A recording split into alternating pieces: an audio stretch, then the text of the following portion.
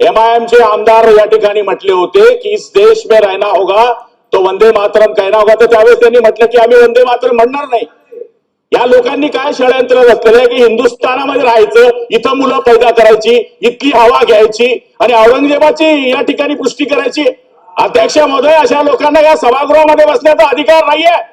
छत्रपती शिवाजी महाराजांच्या बाबतीमध्ये, संभाजी महाराजांच्या बाबतीमध्ये या पद्धतीने जर हे बोलत असतील, औरंगजेबाची बढाई मारत असतील, काशी से कला जाती मथुरा में मस्जिद बनती, अगर एक छत्रपती ना होते तो सबकी सुन्नत होती.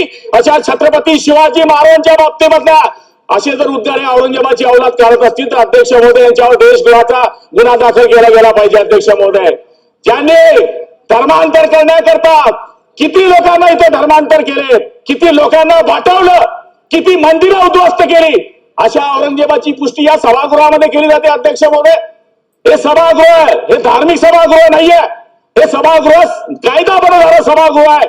इथे जर तुम्ही कोणाची पुष्टी करत असाल अध्यक्ष महोदय, ते निषेधार्ह आहे. म्हणून आबो आदमीवर कारवाई केली पाहिजे ही आमची मागणी आहे.